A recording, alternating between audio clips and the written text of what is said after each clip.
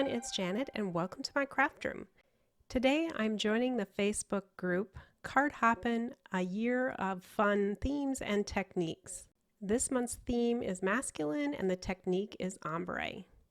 So let me start from the very beginning here. I've got a piece of white cardstock that is cut a little bit larger than 8.5 by 3.5. That's going to be the final size of my card once I'm done because this is a slimline card.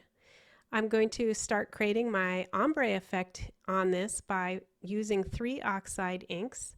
The darkest that I'm applying here is Blueprint Sketch. The medium tone I'm using is Salty Ocean, and then finally the lightest blue is Tumbled Glass. And all these are Oxide inks and they blend really nicely and easily together, although I'm not too worried about it being perfect because this is going to be cut with a cover plate die and you're not going to be able to notice any imperfections. So that always makes it fun when you don't have to worry about it being perfect.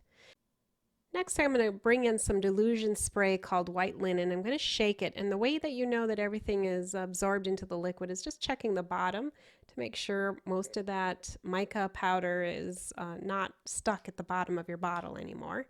And then I'm going to spray this lightly across the entire panel. It really comes out of the bottle, so I have to be careful with that, but any large splotches will disappear after I cut out the cover plate die with it, so no worries there. While that's drying, I'm going to work with this beautiful Spellbinders die. This is called Painted Blooms by Vicky Papianou. I probably butchered that last name, but that's what I'm calling it. And this set has quite a few blooms and greens with it, but I'm going to go outside of the edges here and just make the paintbrush itself. And that's because, you know, paintbrushes like this are not the kind that you necessarily make pictures with. It's more like the kind that you would paint a house with. So therefore, I think it makes sense to consider using this as a masculine die.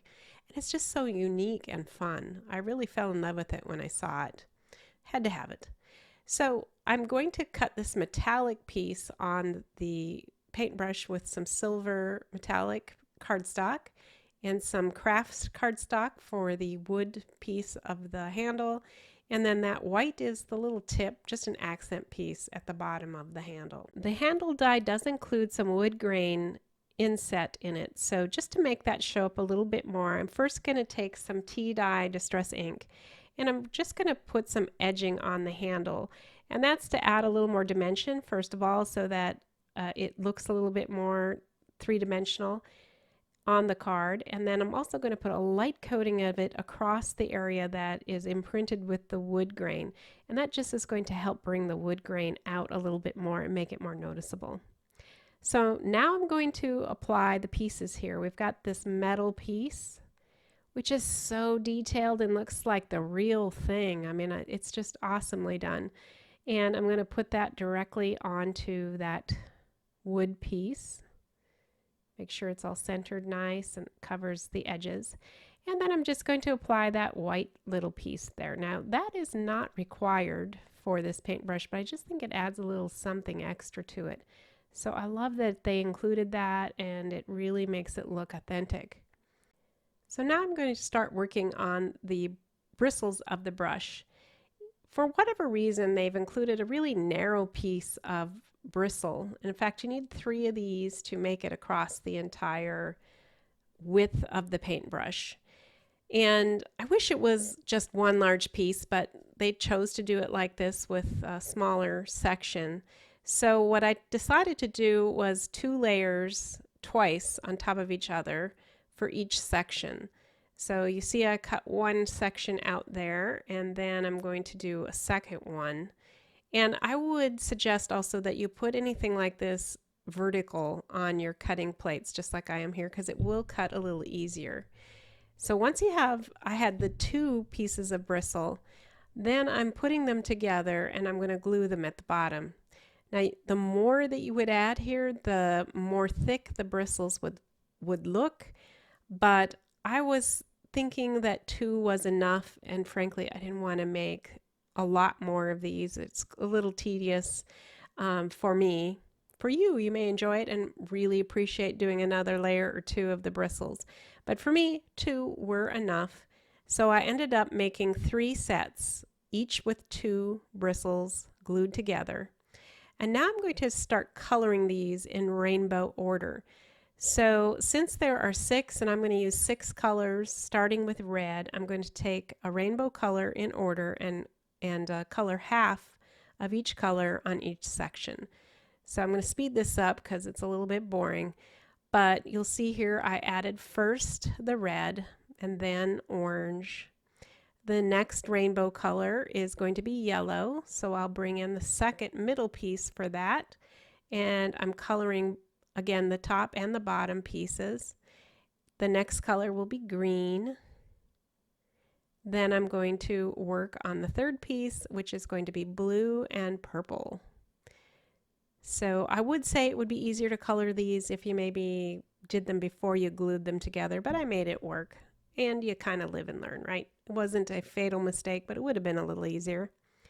All right, so now we have the bristles ready, and I'm going to glue these in. Now they're going to slightly overlap, and I mean slightly.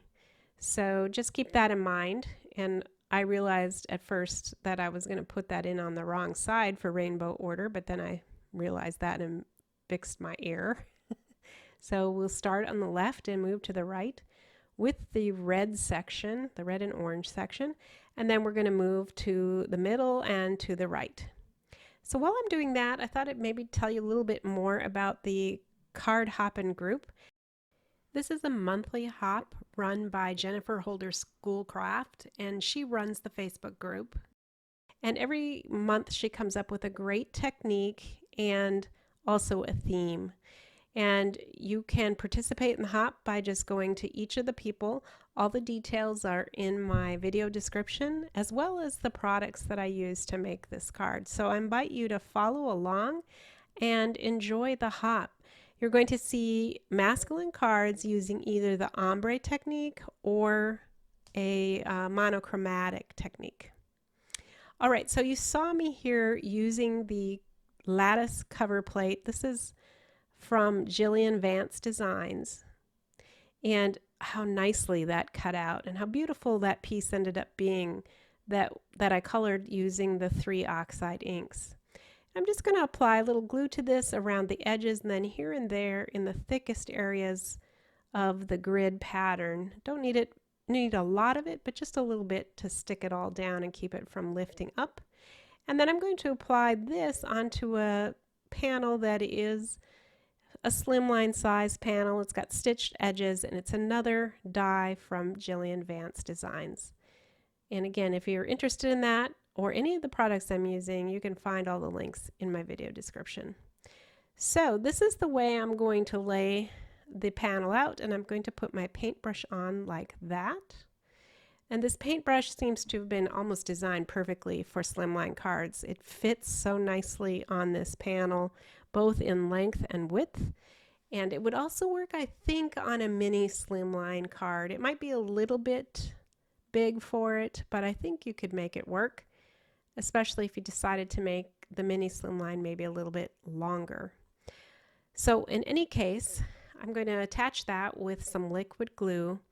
And this is again why I used a little bit of shading on the edges of my paintbrush, because I knew I was not going to put this up on foam tape. I have my 3 sentiments ready to go here. They're also from Spellbinders. The first thing I'm going to work with is the dad letters. These letters come from the large die of the month for May from the Spellbinders Club. Dad was not a word in those dies that came in that set, but there are individual letters. So I pulled the D and the A and made this dad word with it. And this is cardstock mounted on top of foam to give that some nice dimension. And it's in black cardstock. Gives it a nice look, I think, especially set with that silver background. Next, I have a blue foiled sentiment. It says thank you, and it was created with a Glimmer system set from Spellbinders. It's called Yana's Special Sentiments. It's full of some really great all-occasion sentiments, from thank yous to birthdays to friendship. So it's a really handy little set. It's got larger sentiments like this along with sentiment strips. And the strip that I'm going to use says, "For being there for me." That one actually comes with the Glimmer set of the month from May from Spellbinders. And on that I used a purple foil. And so the whole card together says, "Dad, thank you for being there for me," which I think is so perfect for a thank you for your dad, who often through the years, from the time he's helping you hang up pictures in your room to helping you with your first apartment and maybe your first home, the paintbrush really helps to represent, I think, all the things that dads do for us throughout our life. And I'm going to get that nice and straight by using my new Misty T-Square. I really love this thing. It's made small just for card makers, and it really helps to make sure things are straight. And I appreciate that because often I do not put things on straight. So, problem solved. Now I'm going to show you how I make my card base for a Slimline card. I'm going to cut on the 11-inch side of an 8.5 by 11 and cut it at 7 inches. So your finished piece before you fold it is 7 by 8.5. And then I'm going to score it at 3.5 on the 7-inch side. And this, of course, when folded, is going to create a card base that is 3.5 inches high by 8.5 inches long, which is the typical traditional Slimline card size. So I'm going to score that with my Teflon folder and then add some glue so that I can apply this panel onto the card base. And it's really easy to do this when you add some wet glue and then just allow the edges of the card to help you center it along with your hands so it covers from edge to edge and it is straight. And that really is the bulk of the card. I'm going to add a few more decorations to it. I've got some enamel dots here from Eyelet Outlet, and these are great because this particular line of the enamel dots are not shiny. They are a flat finish, and I think that works so great for masculine cards especially because you get to add a pop of color without a bunch of shine, which somehow just doesn't quite feel as masculine. But these flat enamels are really perfect, and I love how they look on this card. The colors are perfect. I've used a purple, a blue, and a black. And there you have it. This is my finished card for the Cardhoppin, a year of fun themes and techniques. I hope you enjoyed it. And again, please check out the video description for a complete list of all the artists participating in this hop. And you'll also find all the supplies and products that I use there as well. Thanks for joining me. I hope you'll consider subscribing, and I'll be back soon with another video. Bye, everybody.